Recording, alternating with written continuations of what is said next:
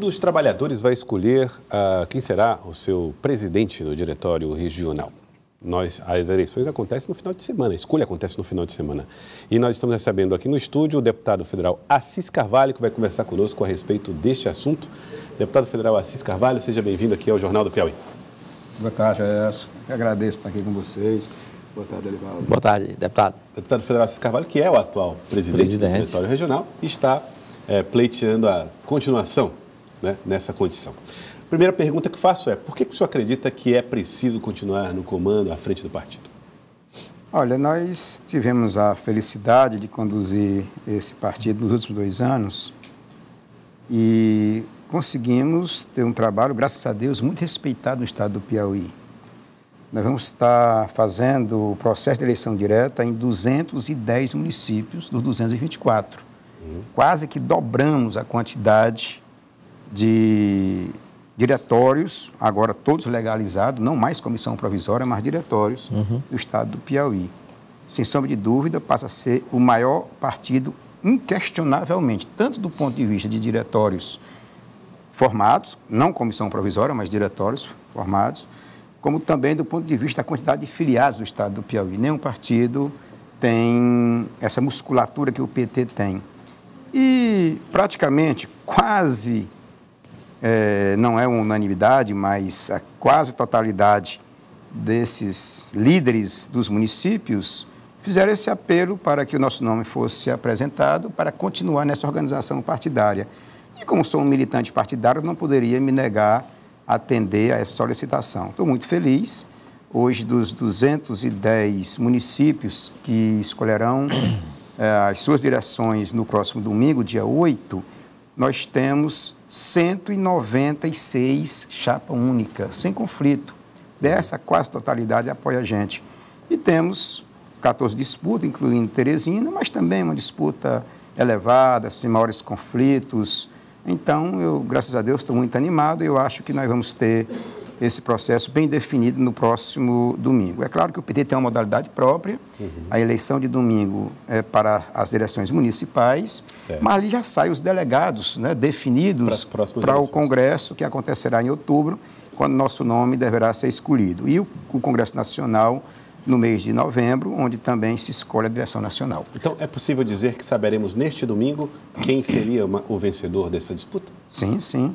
Nós teremos todas as escolhas das direções e dos presidentes dos municípios, mas a quantidade de delegados que sairá das urnas no domingo já se define, né? E graças a Deus o nosso nome hoje tem uma quantidade significativa, reconhecida até pelo nosso concorrente, que praticamente não foi nenhuma cidade do Piauí, né? Que lhe falta até pessoas que o apoiem. Então, é uma questão praticamente definida. Mas o vereador Gilberto Bosch, se você refere aí, é candidato pela oposição, com críticas, inclusive, à forma como o partido tem sido conduzido no Estado e faz esse apelo de mudança. Mesmo qualquer resultado que seja, há uma composição depois da executiva como um colegiado. Como é que o senhor pretende, vencendo a eleição, compor essa direção executiva estadual? Olha, o sentimento majoritário dos 47 mil eleitores do Piauí é para continuar o fortalecimento do partido na linha que nós estamos defendendo. Por isso que a gente tem um apoio tão significativo, graças a Deus. Agora, dentro do PT, você tem uma composição proporcional. De acordo com a quantidade de votos que cada chapa vem a receber, você tem também proporcional, tanto na direção estadual como na executiva, aquele percentual. Nós teremos 20 membros na executiva e são 60 membros na direção estadual. Proporcional ao número que cada chapa vem a receber, é também proporcional à quantidade de representantes, tanto na direção estadual quanto na executiva. Deputado, por que não foi possível construção de consenso anterior?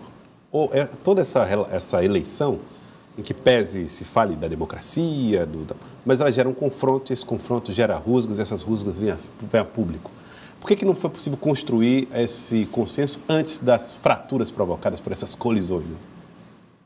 O PT tem uma tradição, como ele se organiza em correntes, já tem uma tradição de disputa interna. Nós temos 9 teses à direção nacional. Portanto, são 9 chapas da direção nacional. Claro que o nome da Gleice, que é a candidata que eu defendo aqui, que é o número que também os delegados serão escolhidos no próximo domingo, né, com o número 280, a gente sabe que praticamente vai ter uma quantidade significativa de delegados no domingo, que já fica praticamente resolvida. Mas, mesmo assim, outros nomes apresentam as suas teses. No Piauí, nós temos, como foi colocado, mais de uma chapa, a minha chapa é a 480. A quantidade de delegados que a gente vem a ter, a gente já sabe praticamente o resultado que nós teremos nas eleições. E teremos mais, a chapa aqui em vários municípios, no caso específico aqui em Teresina, eu apoio o Paixão, com o número 590, e cuja chapa do Paixão é a 690, que nós acreditamos também na vitória aqui em Teresina. Agora, por que não houve unidade? Porque o PT tem essa tradição de disputa interna, e isso eu acho que fortalece o partido.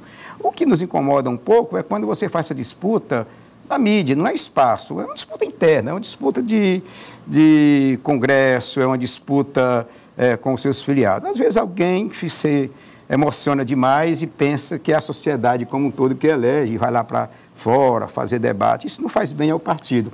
Eu evito isso porque eu tenho uma disciplina partidária muito forte, mas cada qual trabalha como achar conveniente. E a polêmica dos filiados, quase 2.500 filiados, começou no Diretório Municipal de Teresina, passou pela Executiva Estadual, foi parar na Nacional. E agora os filiados, recém-filiados, passam a contar com o direito a voto. O que muda no processo eleitoral de domingo? Muda muito pouco.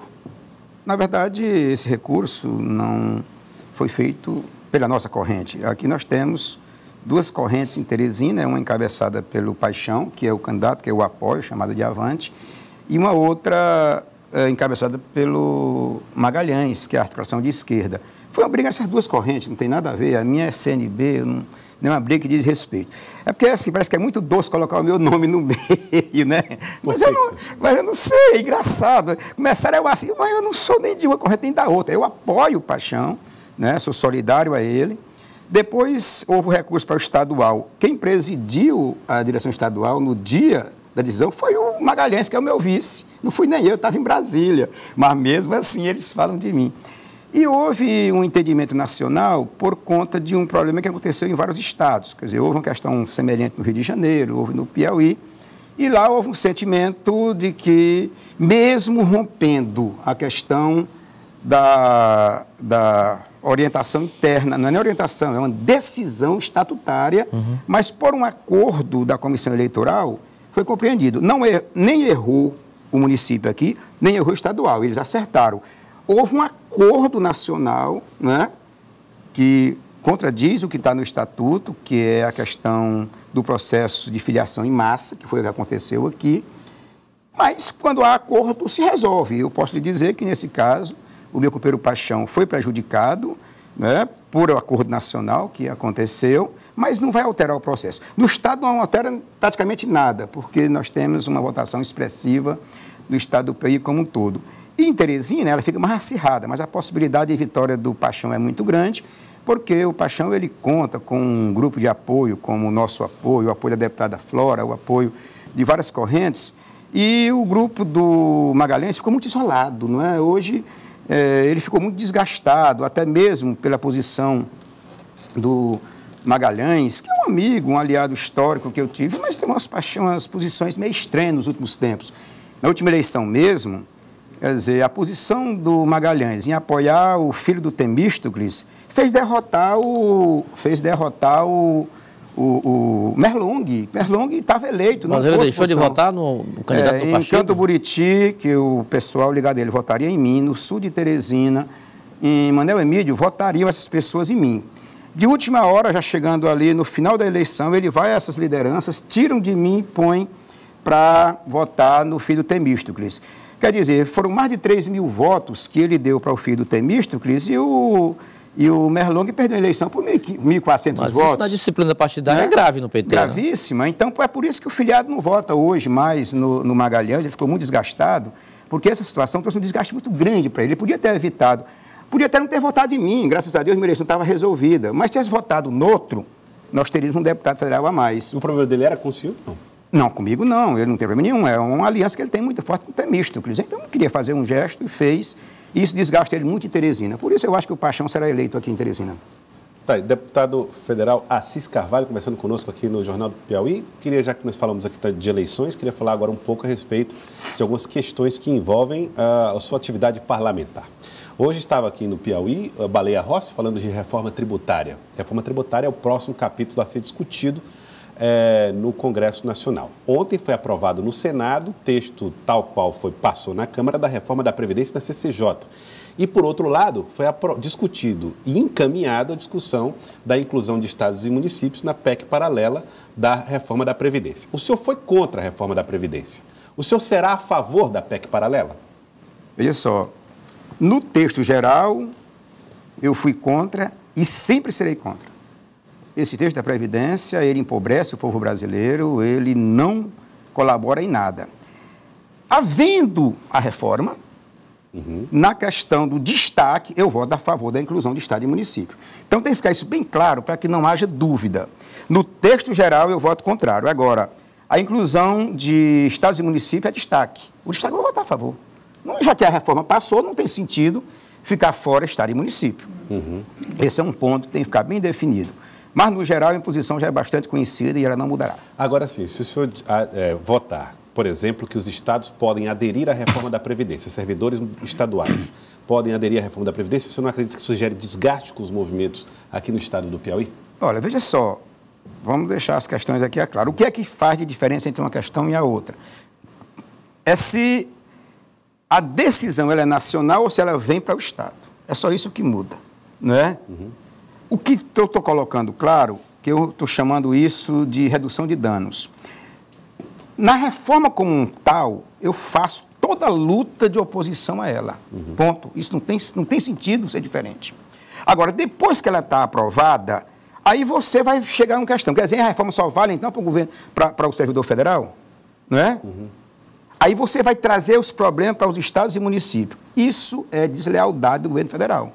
Quer dizer, ele joga para o estado e município, ele obriga o estado e o município a fazer, mas devolve para poder gerar conflito. Aí não é justo, não é? Vota pela mas pelo destaque eu votaria. Depois de aprovado o texto, no destaque eu voto a favor.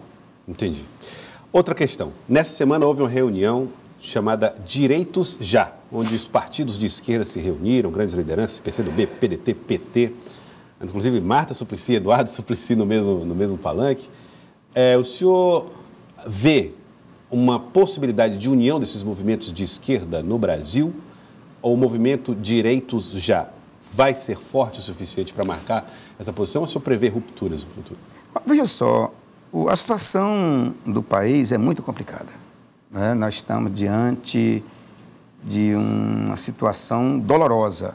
Aumenta o desemprego, as exportações caem, o PIB reduz, porque está um governo sem direção, né? Aumenta o desmatamento, cria-se o Dia do Fogo, foi o dia 10 de agosto, combinado com o presidente da República para mostrar a força do grande produtor contra as ONGs. Então, é uma situação vergonhosa que a gente passa. E o deboche internacional. Isso força a ter um diálogo, não só no campo da esquerda, né? Mas nós vamos ter pessoas de centro até próximo da direita, em nome da soberania nacional. Até o ex-presidente Fernando Henrique mandou mensagem, né? Claro, então eu vou Faz parte dessa composição também? Faz parte dessa composição. Você vê, ontem nós tivemos uma reunião muito grande, um lançamento da questão da defesa da soberania nacional, né? Que tinha as várias forças ali, muitas manifestações de apoio. No Congresso. Né? No Congresso. Então, são vários movimentos que nós vamos ter de todo mundo baixar o salto do sapato, ter humildade para salvar este país. A agressividade que a educação está recebendo, isso é um buraco que a gente não sabe quanto tempo nós vamos ter para poder reorganizar este país depois da agressividade da universidade, a agressividade que existe a toda a economia brasileira. É um desastre. A situação virou um deboche internacional e nós temos que ter a responsabilidade de reconstruir o Brasil. Quero agradecer, deputado. Muito obrigado pela participação conosco aqui no Jornal do Piauí de hoje. Conte com a gente sempre. Um abraço. Obrigado. Eu que agradeço.